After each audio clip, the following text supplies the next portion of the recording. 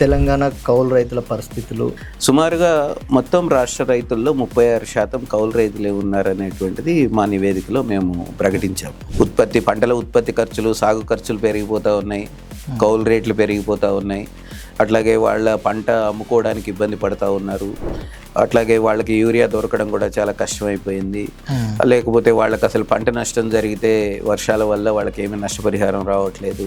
వాస్తవానికి ఒక 20 ఏళ్ల నుంచే తెలంగాణలో కౌలు రైతుల సంఖ్య పెరుగుతూ వస్తున్నది. క్రమంగా చాలా జిల్లాలలో, ముఖ్యంగా వరి, పత్తి, ఈ రెండు పంటలు ఎక్కడెక్కడైతే ఉన్నాయో కాంగ్రెస్ పార్టీ ప్రభుత్వమే ఉండే. కిరణ్ కుమార్ రెడ్డి గారు ముఖ్యమంత్రిగా, రఘువీరారెడ్డి గారు రెవెన్యూ శాఖ మంత్రిగా ఉండేవాళ్ళు. వాళ్ళు ఆలోచించి కౌలు రైతులను గుర్తించడానికి ఒక చట్టాన్ని తీసుకొచ్చారు. 2016 నుంచి ఆ చట్టాన్ని అప్పుడు ఉన్నటువంటి కేసీఆర్ గారు నిర్ణయించుకొని, మేము కౌలు రైతుల గురించి మాట్లాడాలనుకోవట్లేదు, కౌలు రైతులను గుర్తించే బాధ్యత ప్రభుత్వం తీసుకోవట్లేదు, అది భూమి యజమానికి కౌలు రైతుకి మధ్య సంబంధం, ప్రభుత్వానికి ఏం సంబంధం లేదు. క్షేత్రస్థాయిలో తెలంగాణ కౌలు రైతుల యొక్క పరిస్థితి ఎలా ఉంది? మొత్తం రైతుల్లో 100 మందిలో 16 మంది అసలు ఏమాత్రం ఒక్క సెంటు కూడా భూమి లేకుండా పూర్తిగా కౌలే తీసుకుంటున్న వాళ్ళు ఉన్నారు. నీటిపారుదల సౌకర్యం పెరిగినటువంటి అన్ని జిల్లాల్లోనూ కౌలు రేట్లు పెరిగినటువంటిది ఒకటి బాగా కనపడింది. యూరియా కావాలి అని అనుకుంటే ఇప్పుడు ఒక యాప్ని కేంద్ర ప్రభుత్వం తీసుకొచ్చింది. ఆ యాప్ ఏంటంటే దాంట్లో భూమి యజమాని పేరే ఉంటుంది. అంటే భూమి యజమాని పేరుతోనే యూరియా తీసుకోవాల్సి ఉంటుంది. అంతకుముందు కౌలు రైతులు ఆధార్ కార్డు చూపించి యూరియా తెచ్చుకునేవాళ్ళు. ఇప్పుడు భూమి యజమానులు ఊర్లలో ఉండరు, హైదరాబాద్లో ఉంటారు, అమెరికాలో ఉంటారు, ఇంకెక్కడో ఉంటారు. వీళ్ళు నేను కౌలుకు చేస్తున్నా అని వెళ్తే భూమి యజమానికి ఓటీపీ వెళ్తుంది. ఆ టైంకి ఓటీపీ చెప్తే ఆయన అది మళ్ళీ యూరియా ఈయనకి దొరుకుతుంది.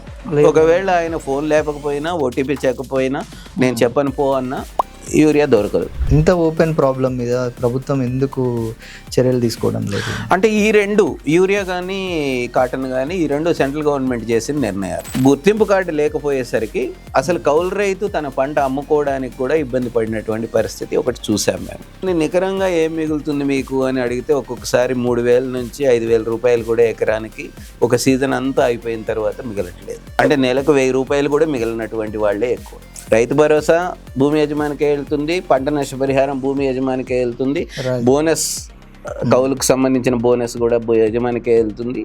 ప్రభుత్వం ఇలాగే నిర్లక్ష్యంగా వ్యవహరిస్తే వాళ్ళ జీవితాలు కూడా దుర్భరంగా అవుతాయి, ఆత్మహత్యలు కూడా పెరిగేటువంటి ప్రమాదం ఉంది.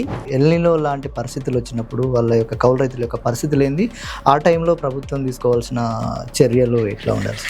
జనరల్గా ఏంటంటే ప్రకృతి వైపరీత్యాలు పెరుగుతున్నాయి. 2025లో గుర్తించారు, నష్టం జరిగిందని నమోదు కూడా చేశారు, జీవో కూడా ఇచ్చారు, కానీ డబ్బులు రిలీజ్ కాయలేదు.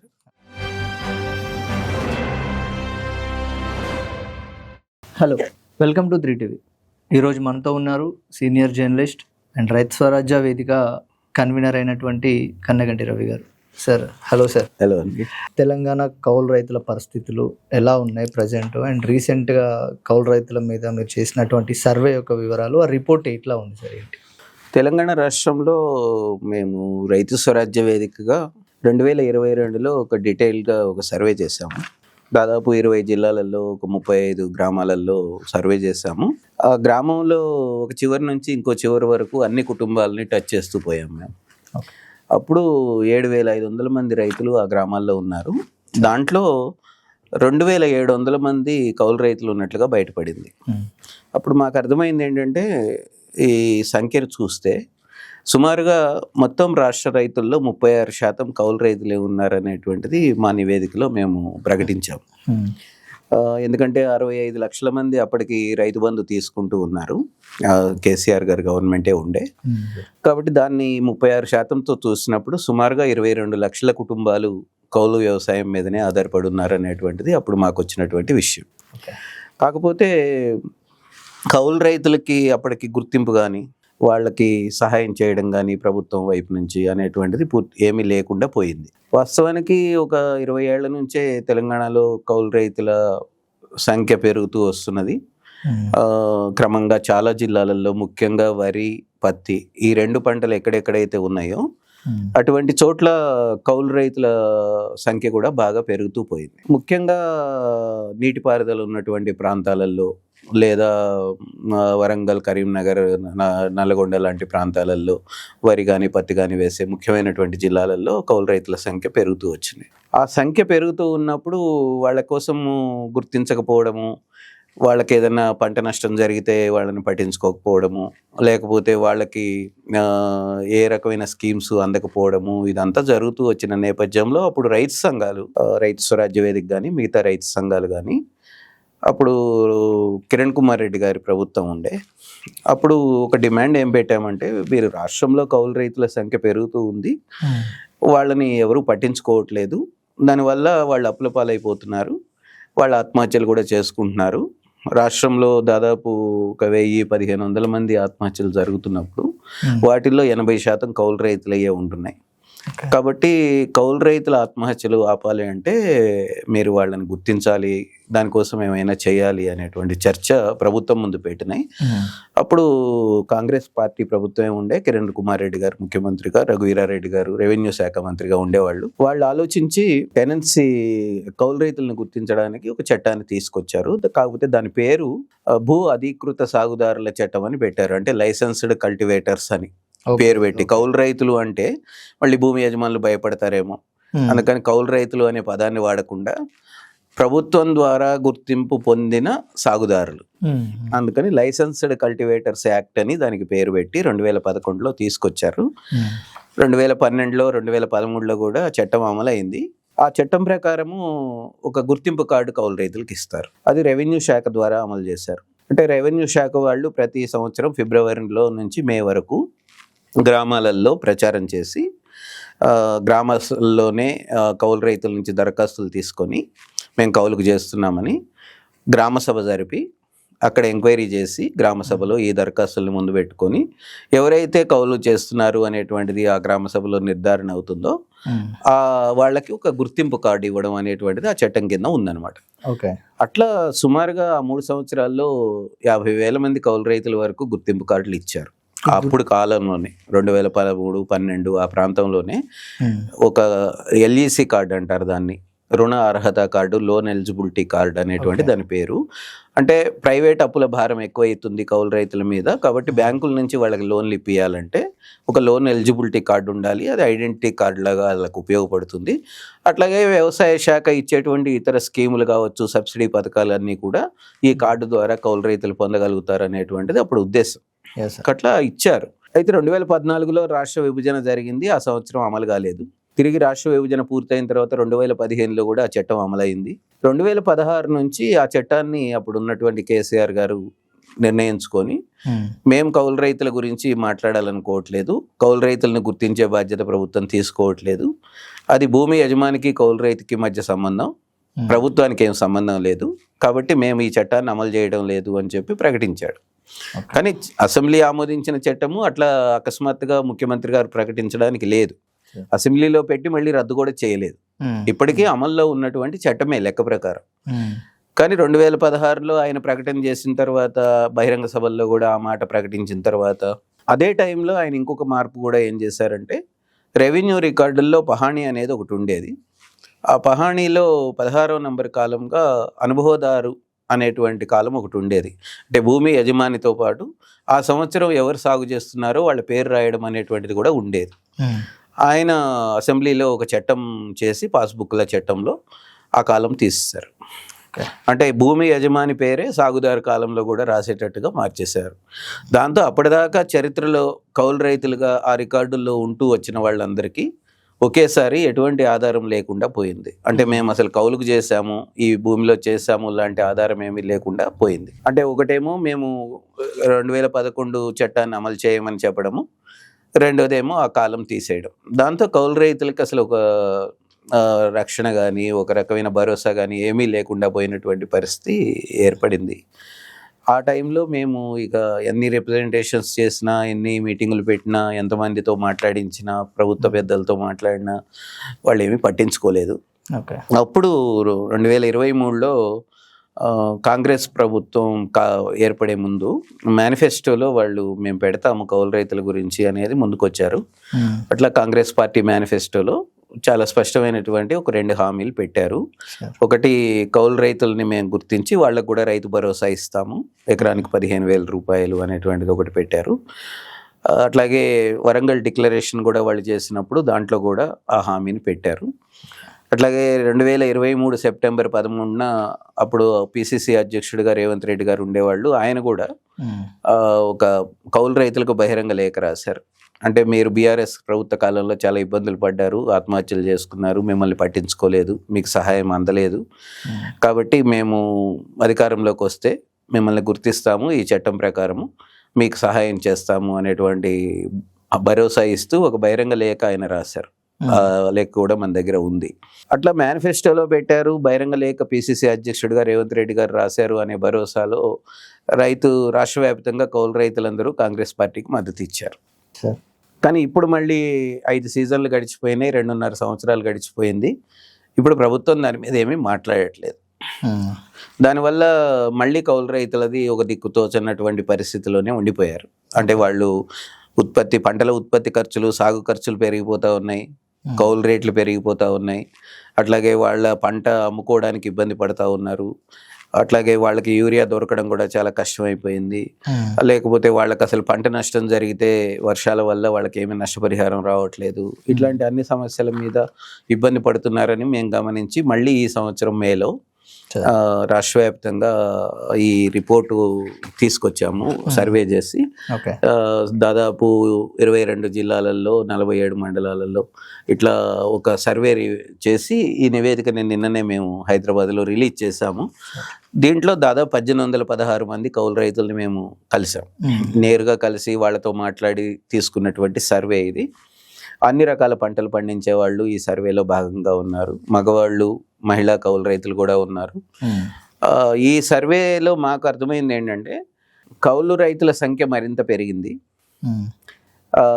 వాళ్ళ కౌలు రేట్లు మరింత బాగా పెరిగిపోయినాయి, భూమి యజమానులకు చెల్లించాల్సిన కౌలు రేట్లు బాగా పెరిగిపోయినాయి. వాళ్ళు ఇటీవల కాలంలో వచ్చినటువంటి టెక్నాలజీ మార్పుల వల్ల వ్యవసాయం చేయడంలో కూడా ఇబ్బంది పడుతున్నారు. ముఖ్యంగా యాప్ బేస్డ్ సబ్సిడీ స్కీమ్స్ వస్తున్నాయి, దానివల్ల కూడా ఇబ్బంది పడుతున్నారు అనేది మాకు అర్థమైంది. ఆ విషయాలన్నింటినీ లోతుగా వాళ్ళని ప్రశ్నలు అడిగి వాళ్ళ జవాబులు రాబట్టి ఈ సర్వేలో మేము భాగస్వాముగా చేశాం. Yes sir. ప్రస్తుతం తెలంగాణలో క్షేత్రస్థాయిలో తెలంగాణ కౌలు రైతుల యొక్క పరిస్థితి ఎలా ఉంది? అంటే వాళ్ళు తీసుకున్న యజమానుల దగ్గర నుంచి తీసుకున్న భూములు ఒకవేళ నష్టం వస్తే వాళ్ళ పరిస్థితులు ఎలా ఉంటున్నాయి, అసలు ముందు వాళ్ళ భవిష్యత్తు ఎలా నడుస్తుంది? అంటే రెండు మూడు రకాల సమస్యల్ని కౌలు రైతులు ఎదుర్కొంటున్నారు. ఒకటేమో తెలంగాణలో సగం మంది జనాభాకి సెంటు భూమి కూడా లేదు సార్, అసలు చాలా మందికి భూమి లేదు. ఇప్పుడున్న కౌలు రైతుల్లో మాకు బయటపడింది ఏంటంటే 16% మంది, 100కి 16 మంది, మొత్తం రైతుల్లో 100 మందిలో 16 మంది అసలు ఏమాత్రం 1 సెంటు కూడా భూమి లేకుండా పూర్తిగా కౌలే తీసుకుంటున్న వాళ్ళు ఉన్నారు సార్. అట్లాగే కొంతమందికి ఏమో ఎకరం, 2 ఎకరాలు, 3 ఎకరాలు ఉంటాయి, కానీ అది వాళ్ళ జీవనోపాధికి కానీ వాళ్ళ ఆదాయానికి కానీ సరిపోదు కనుక ఇంకొక 5-6 ఎకరాలు, 7 ఎకరాలు, 9 ఎకరాలు అట్లా కౌలుకు తీసుకుంటూ చేసుకుంటున్నటువంటి వాళ్ళు కూడా ఉన్నారు. మూడో కేటగిరీ ఏంటంటే కొంచెం పెద్ద రైతులు కూడా, ఆల్రెడీ 5-6 ఎకరాలు, 10 ఎకరాలు చేతుల్లో ఉంటుంది, వాళ్ళు కూడా ఇంకా ఎక్కువ భూమిని కౌలుకు తీసుకొని వరి, పత్తి వేయడము అనేటువంటిది జరుగుతూ ఉంది. ఈ ట్రెండ్ మనకి చాలా వేగంగా అన్ని జిల్లాల్లోనూ పెరిగింది. రెండవది ఏంటంటే మేము సర్వేలో మాకు బయటపడినటువంటి విషయం, ఒకప్పుడు మేము 2022లో సగటున వచ్చినటువంటి కౌలు ధర ఏంటంటే 14,000, 15,000 ఎకరానికి కౌలు ఉండేటువంటి పరిస్థితి ఉంది 2022లో. కానీ ఇప్పుడు కొన్ని జిల్లాలలో, ముఖ్యంగా కామారెడ్డి, గద్వాల లాంటి నీటిపారుదల కింద వరి సాగు పెరిగినటువంటి జిల్లాలలో 53,000 కూడా కౌలు ఎకరానికి.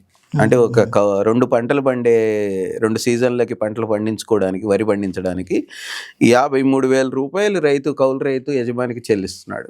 అంటే కౌలు రేట్లు ఏ రేంజ్లో పెరిగినాయి అంటే కొన్ని జిల్లాల్లో 30,000 కంటే ఎక్కువ ఉన్నాయి, కొన్ని జిల్లాల్లో కనీసం 25,000 కంటే ఎక్కువ ఉన్నాయి, కొన్ని జిల్లాల్లో మాత్రమే ఇంకా 10,000-15,000 రేంజ్లో ఉన్నాయి. కానీ నీటిపారుదల సౌకర్యం పెరిగినటువంటి అన్ని జిల్లాల్లోనూ కౌలు రేట్లు పెరిగినటువంటిది ఒకటి బాగా కనపడింది. అది చాలా ఇబ్బంది పడుతున్నారు.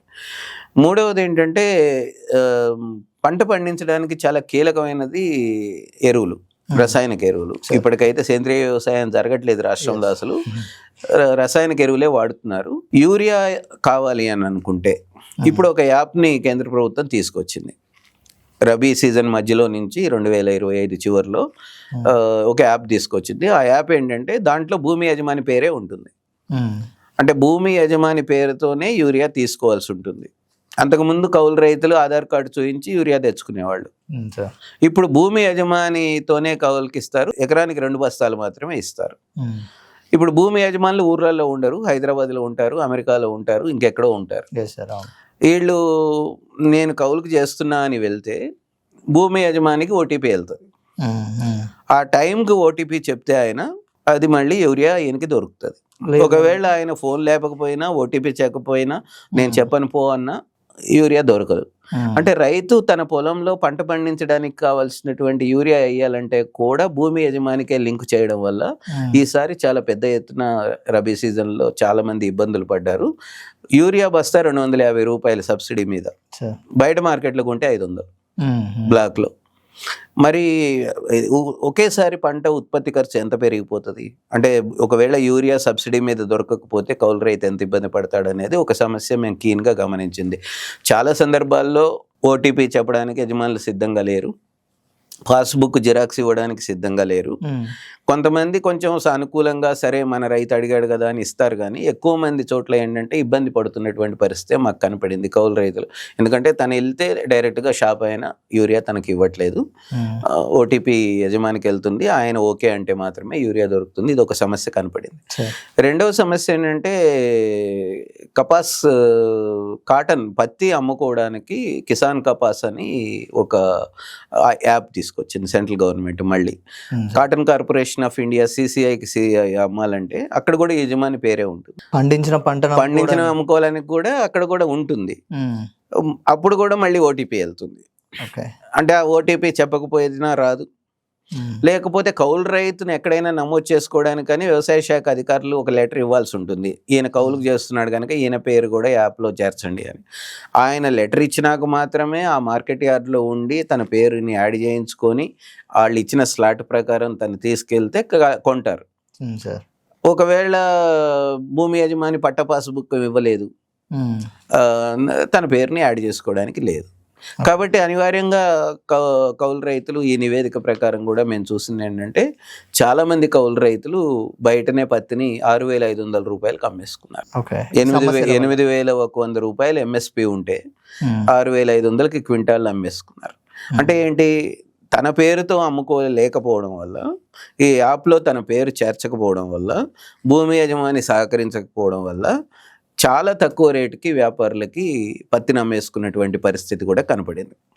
సరే, ఇంత ఓపెన్ ప్రాబ్లం మీద ప్రభుత్వం ఎందుకు చర్యలు తీసుకోవడం లేదు? అంటే ఈ రెండు, యూరియా కానీ కాటన్ కానీ, ఈ రెండు సెంట్రల్ గవర్నమెంట్ చేసిన నిర్ణయాలు. కాకపోతే రాష్ట్ర ప్రభుత్వం కొంచెం చొరవ చేసి కౌలు రైతులకి ముందే గుర్తింపు కార్డు ఇచ్చేసి ఉంటే, అంతకుముందు సంవత్సరాల్లోనే 2023-24లోనే ఇచ్చేసి ఉంటే ఈ సమస్య కొంచెం పరిష్కారం అయ్యి ఉండేది. కానీ ఈ ప్రభుత్వం కూడా 2 ఏళ్ళు మౌనంగా ఉంది, కౌలు రైతులకు గుర్తింపు కార్డులు ఇవ్వలేదు కనుక గుర్తింపు కార్డు అన్నా ఉండాలి, లేదా పట్ట పాస్బుక్ జిరాక్స్ అయినా ఉండాలి, లేదా భూమి యజమాని ఓటీపీ అయినా చెప్పాలి. అంటే నీకు గుర్తింపు కార్డు లేకపోయేసరికి అసలు కౌలు రైతు తన పంట అమ్ముకోవడానికి కూడా ఇబ్బంది పడినటువంటి పరిస్థితి ఒకటి చూసాం మేము. మూడవది ఏంటంటే ఇప్పుడు ధాన్యం కొంటున్నది, వరి ధాన్యం ప్రభుత్వం. వరి ధాన్యం కొనాలంటే కూడా కౌలు రైతుకు గుర్తింపు కార్డు లేదు కనుక భూమి యజమాని పేరుతోనే అమ్మాలి, ఆయన పాస్బుక్ మీదనే అమ్మాలి, ఆయన అకౌంట్లోనే డబ్బులు పడతాయి. ఆ డబ్బులు మళ్ళీ టైంకి తీసేయచ్చు, తీసేయకపోవచ్చు, లేదా కొంచెం కట్ చేసుకొని ఇవ్వచ్చు, లేదా తనకు రావాల్సిన బాకీలు ఉన్నాయని చెప్పి కొన్ని ఉంచేసుకోవచ్చు. అట్లా రకరకాల ఇబ్బందులు కౌలు రైతులు పడ్డారు. అంటే తన అకౌంట్, నేను పంట పండించాను, నా అకౌంట్లో పడడానికి లేదు, భూమి యజమాని అకౌంట్లో మాత్రమే డబ్బులు పడతాయి. ఎందుకంటే ఆ భూమి యజమాని పేరు మీద ఉంది కనుక ఆయనకే మేము డబ్బులు వేస్తామని గవర్నమెంట్ అంటది. ఒకవేళ వ్యవసాయ శాఖ అధికారి ఎప్పుడైనా కొంచెం ఒక లెటర్ ఇచ్చి ఆయన పేరు కూడా సొసైటీలో ఆ టైంకి చేరిస్తే వీళ్ళ అకౌంట్లో కొంతమందికి పడినాయి. అటువంటి చేర్చని కాడ, పాస్బుక్ లేని కాడ మళ్ళీ భూమి యజమాని అకౌంట్లో పడి ఇబ్బందులు పడిన వాళ్ళు ఉన్నారు. మూడోది, ఇప్పుడు గవర్నమెంట్ సన్నధాన్యానికి 500 రూపాయలు బోనస్ ఇస్తుంది క్వింటాల్కి. ఇప్పుడు యజమానులు ఏమంటున్నారంటే బోనస్ ఎట్లాగూ ఇస్తుంది నీకు, నువ్వు కవులు మాట్లాడుకున్నావు కదా 10 బస్తాలు, ఆ 10 బస్తాల మీద వచ్చే బోనస్ కూడా నాకే ఇవ్వాలి. బా, ఆధునిక వెట్టి చాకరీ లాగా ఇది అనిపిస్తుంది. ఆధునిక వెట్టి చాకరీ, నీకేం అనుమానమే లేదు. ఇక ఒక్కొక్కసారి కౌలు రైతులు నువ్వు వాళ్ళ కష్టాలన్నీ రాస్తే మనం వాళ్ళకి అసలు ఎంత మిగులుతుంది ఏంటి ఖర్చులన్నీ రాస్తే అది దుఃఖం తప్ప ఇంకొక రకమైన పరిస్థితి లేనటువంటిది ఉంది. ఒక భరోసా లేదు, ఒక ముందు ఆయన పేరు మీద డబ్బులు పడవు. ఇంకో పరిణామం ఏం జరిగిందంటే కౌలు రైతు పంట పండిస్తాడు, ఒక 5-6 ఎకరాల్లో 25 క్వింటాళ్ళ కాడికి వస్తుంది, ఒక 150 క్వింటాళ్ళు అమ్ముతాడు, దానికి ఒక 3 లక్షల రూపాయలు డబ్బులు వస్తాయి. కానీ అవి యజమాని అకౌంట్లో పడతాయి. ఒకేసారి 3 లక్షల రూపాయలు కౌలు రైతు డబ్బులు చూసేసరికి యజమాని, అబ్బా నీకు భలే పైసలు వస్తున్నాయా అని చెప్పి కౌలు రేట్లు పెంచుతున్నారు.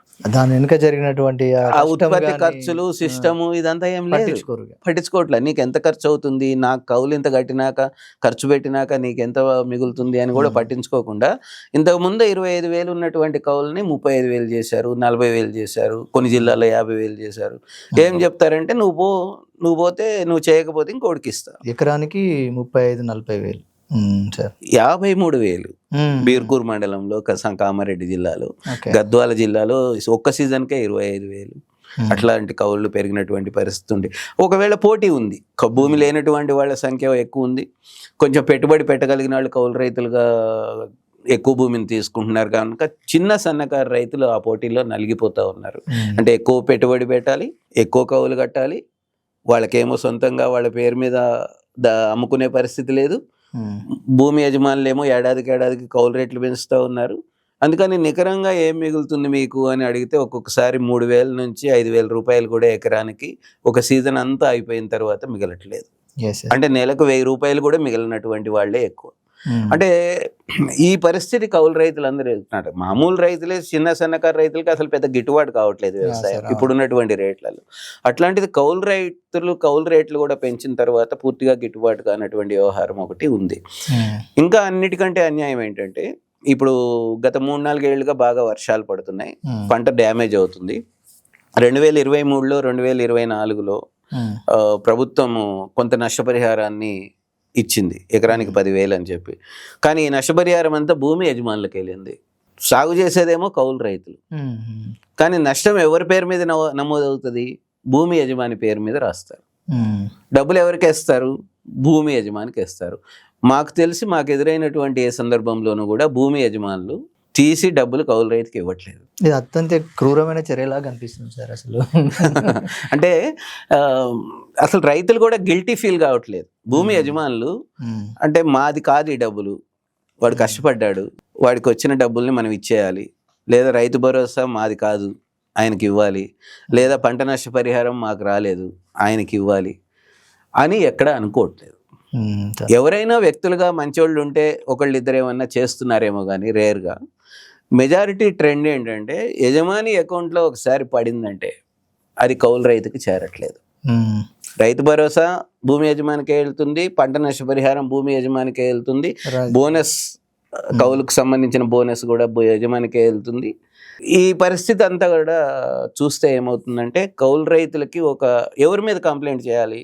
ఒకవేళ కంప్లైంట్ చేస్తే నాకు ఇవ్వలేదని మళ్ళీ నెక్స్ట్ ఇయర్ నాకు భూమి ఇవ్వడేమోననేటువంటి భయం కూడా వాళ్ళకు.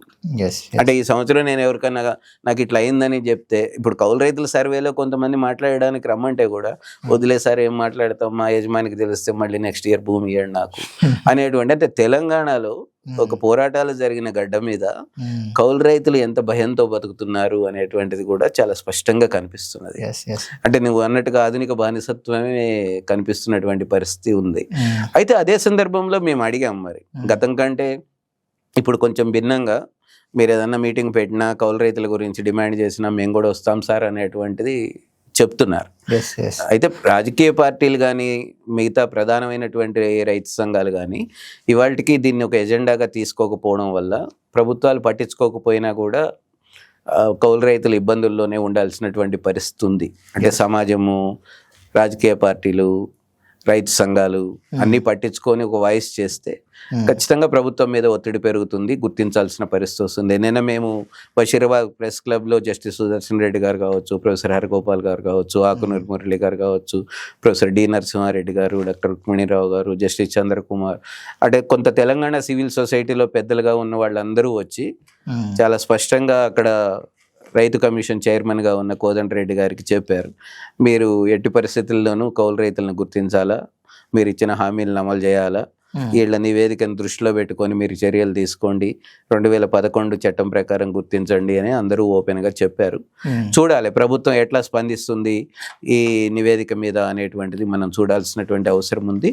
ప్రస్తుతానికి మాత్రం తెలంగాణలో రాబోయే భవిష్యత్తులో కౌలు రైతుల సంఖ్య మరింత పెరుగుతుంది. ప్రభుత్వం ఇలాగే నిర్లక్ష్యంగా వ్యవహరిస్తే వాళ్ళ జీవితాలు కూడా దుర్భరంగా అవుతాయి, ఆత్మహత్యలు కూడా పెరిగేటువంటి ప్రమాదం ఉంది, మొత్తం కుటుంబాలన్నీ అప్పుల పాలైపోయేటువంటి పరిస్థితి ఉంది. అందుకని మేము రైతు స్వరాజ్య వేదిక తెలంగాణ కౌలు రైతుల గుర్తింపు సాధన కమిటీగా మేము కూడా అదే కోరుతున్నది ఏంటంటే, మీరు హామీ ఇచ్చారు, గత ప్రభుత్వానికి భిన్నంగా మీరు హామీ ఇచ్చారు, మేము పట్టించుకుంటామని చెప్పారు. కాబట్టి మీరు ఆల్రెడీ 2.5 ఏళ్ళు అయిపోయింది, ఈ సీజన్ కూడా అయిపోతే 3 ఏళ్ళు గడుస్తుంది. కాబట్టి ఇప్పుడే మీరు చేయాలిగా, ఈ సీజన్లోనే, ఈ జూన్ జూలైలోనే ఒక నిర్ణయం తీసుకొని రాజకీయంగా మేము గుర్తిస్తాము కౌలు రైతుల్ని, వాళ్ళకి సహాయం చేస్తామనేటువంటి ప్రకటన రేవంత్ రెడ్డి గారి నుంచి వస్తే వెంటనే రెవెన్యూ యంత్రాంగం కానీ వ్యవసాయ యంత్రాంగం కానీ ఏర్పాట్లు చేస్తారు, గ్రామ సభలు జరుగుతాయి, దరఖాస్తులు తీసుకుంటారు, కౌలు రైతులకు గుర్తింపు కార్డులు ఇస్తారు, సమస్య పరిష్కారం అవుతుందని మేము అనుకుంటాం. కానీ ఆ పొలిటికల్ డెసిషన్ కొంచెం ధైర్యంగా రాష్ట్ర ప్రభుత్వం తీసుకోవాలి అనేటువంటిది మేము కోరుతున్నాం. ఒకవేళ ఎల్నినో లాంటి పరిస్థితులు వచ్చినప్పుడు వాళ్ళ యొక్క కౌలు రైతుల యొక్క పరిస్థితులు ఏంది, ఆ టైంలో ప్రభుత్వం తీసుకోవాల్సిన చర్యలు ఎట్లా ఉండాలి? జనరల్గా ఏంటంటే ప్రకృతి వైపరీత్యాలు పెరుగుతున్నాయి. గత 5-6 ఏళ్లుగా భారీ వర్షాలు ఉండే, 2020 నుంచి భారీ వర్షాలు ఉన్నాయి. ప్రతి సీజన్ మధ్యలోనూ పెద్ద వర్షాలు పడి పంటలు డ్యామేజ్ అయినటువంటి సందర్భాలు ఉన్నాయి. యాక్చువల్గా 4-5 సార్లు జరిగింది ఆగట్లా, కానీ ఒక 3 సార్లు మాత్రం ప్రభుత్వం కొంచెం గుర్తించి ఎకరానికి 10,000 ఇచ్చింది. కాకపోతే నేను చెప్పినట్టుగా ఆ నష్టపరిహారం కూడా భూమి యజమానులకు వెళ్ళింది, కౌలు రైతులకు రాలేదు. 2025లో గుర్తించారు, నష్టం జరిగిందని నమోదు కూడా చేశారు, జీవో కూడా ఇచ్చారు, కానీ డబ్బులు రిలీజ్ కాయలేదు. అంటే 2025లో జరిగినటువంటి నష్టాలకి రైతులకు పరిహారం అందలేదు. మేము కోరుతున్నది ఏంటంటే 2020 నుంచి ఇప్పటి వరకు 7 ఏళ్లుగా రాష్ట్రంలో పంటల బీమా పథకం కూడా లేదు. అంటే ఏదైనా నష్టం జరిగితే ఒక బీమా రావడానికి కూడా ఆ పథకం లేదు. దేశంలో అసలు పంటల బీమా పథకం లేనిది మన దగ్గర మాత్రమే, తెలంగాణలో. కాబట్టి మేము కోరుతున్నది ఏంటంటే సమగ్ర పంటల బీమా పథకాన్ని తెస్తామని చెప్పి రేవంత్ రెడ్డి గారు అప్పుడు కాంగ్రెస్ పార్టీ అభయహస్తం మేనిఫెస్టోలో హామీ ఇచ్చారు కనుక ఈ సీజన్లో ఆ స్కీమ్ను మొదలెట్టండి, పంటల బీమా పథకాన్ని. ఒకవేళ ఏదైనా పంట నష్టం జరిగితే కౌలు రైతులకు కూడా గుర్తించి వాళ్ళని కూడా నమోదు చేసి వాళ్ళకు కూడా ఎకరానికి 10,000 రూపాయల నష్టపరిహారం ఇవ్వడానికి ఏర్పాట్లు చేయండి అనేటువంటిది మేము కోరుతున్నాం. సెంట్రల్ గవర్నమెంట్ కొంత ఎన్డీఆర్ఎఫ్ కింద సహాయం చేస్తుంటుంది, ఒక 200-300 కోట్లు ప్రతి సంవత్సరం. సో ఇది ప్రస్తుతం తెలంగాణలో కౌలు రైతుల యొక్క పరిస్థితి. అట్లాగే ప్రభుత్వాలు వాళ్ళకి ఉన్నటువంటి సమస్యలను గుర్తించి ప్రభుత్వాలు ఏవైతే చెప్తున్నాయో, ఏవైతే హామీలు ఇచ్చావో వాటిని ఖచ్చితంగా నెరవేర్చి వాళ్ళని ఆదుకోవాలని రైతు స్వరాజ్య వేదిక ద్వారా చేపట్టినటువంటి ఈ సర్వేలో మనకు తెలియజేశారు Kannaganti Ravi sir. Thank you sir, thank you so much. Thank you.